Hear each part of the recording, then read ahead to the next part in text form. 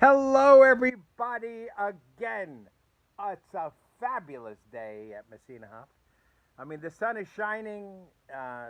It is a beautiful day, and it's so nice to be able to share something that's so personal to me, the estate Sagrantino.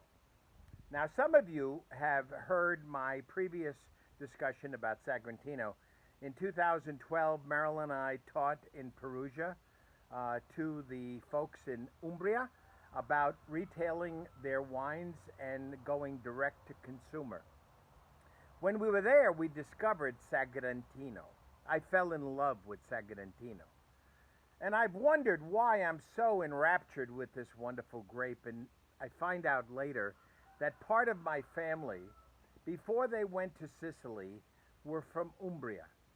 And so they maybe had some of the early Sagrantinos, since Sagrantino is indigenous to Umbria. So let's talk about the estate here at Messina Hof. It's very unique. First of all, we are at 347 feet of elevation. We're the highest point in Brazos County. We have sandy loam, clay, sandy loam, clay, which is our soil type. It holds moisture. So, in the depth of summer, when things are so dry, we're still able to survive well because the clay holds the moisture. So, that's really special. The next thing is in the wintertime, we get wind from the northwest, low humidity wind. And then in the summer, we get the wind from the southeast off the Gulf. So we are truly Mediterranean in our type of climate. It's very unique to Texas because the hill country is mostly continental and the high plains of Texas is continental. When you go to Umbria, they consider that to be uh, the Mediterranean environment because it's surrounded by water, even though Umbria is the only province in Italy that does not touch water. So, Sagrantino, the sacrament wine. We fell in love with it. We planted it in our vineyard in 12, the first estate vineyard of its type in this part of Texas, or all of Texas. We introduced Sagrantino to Texas, and we're very proud of it. In 14, we released our first estate, Sagrantino. We only made 24 cases of it. Then we came along in the largest production was in 18 when we developed quadrilateral cordon training, which has made such a difference to the growth of Sagrantino in this vineyard. Prior to these vintages, prior to 18, 17, and 16, were basically head trained. They did well, but the plants were so vigorous that they kind of laid over on the ground. And as a result, pretty uncontrollable. Once we got it up on the quadrilateral cordon, we had four wires that were supporting the vigor of the Sagrantino. You know, when you look in our soil, we are acidic, 6.8, all the way down to 5.5. And when you look inside the dirt and the soil, you see petrified rock, so that you know that thousands of years ago this was once a forest.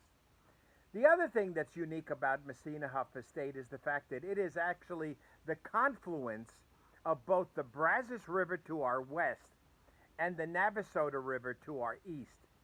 So it makes this place in the world unique. And that's what's known as terroir. The wind, the soil, the rock, its location. That is what makes the estate so unique. And in order to call it an estate wine, this has to be 95% from this vineyard. And that is also unique.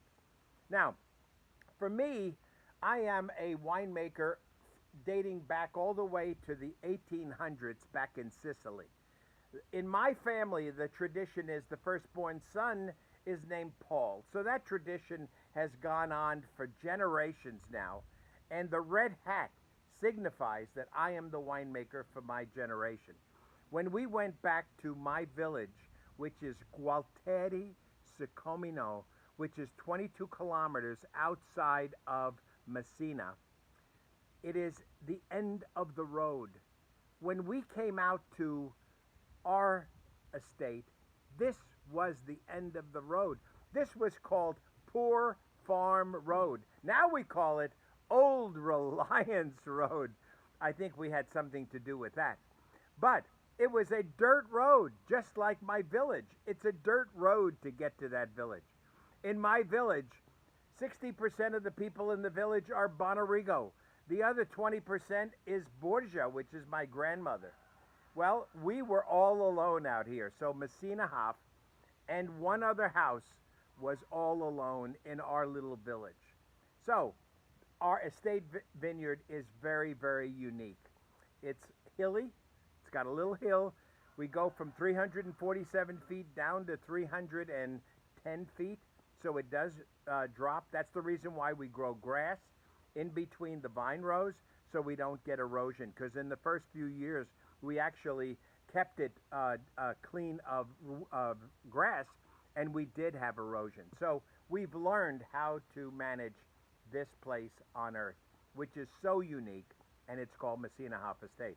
So let's go look at the first vintage that we're going to talk about, and it's the 2016 estate Sagrantino. And when we look at this wine, we see the first thing we look at is amazing color. Sagrantino is the sacrament grape. It is dark. It is rich.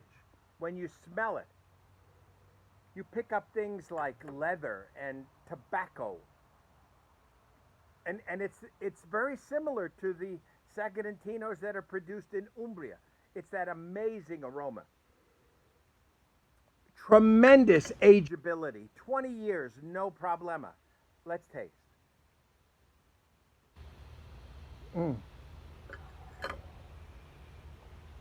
It is so rich. It has so many flavors. This wine has to be served with a very strong flavored dish because this wine has so much flavor. This is the 16.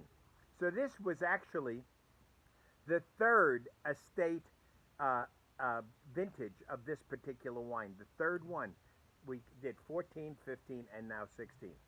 Now we look at the 17. These vines are getting older. Keep that in mind. The color is darker. It's a little bit richer. We smell it. It has more aroma. It even has a hint of cherry to it. It is amazing how it just bursts out in the aroma. Oh Lord! And we taste.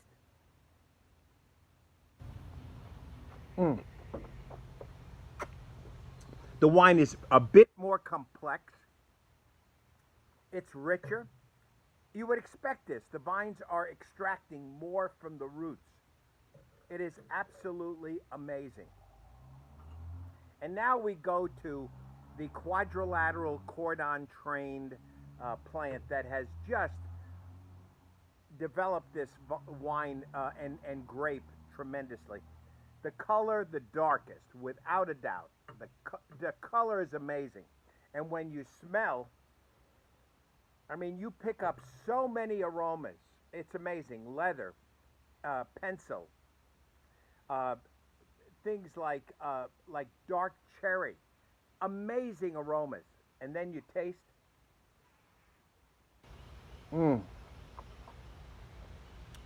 You pick up what you extract that tannin that you get from Sagrantino.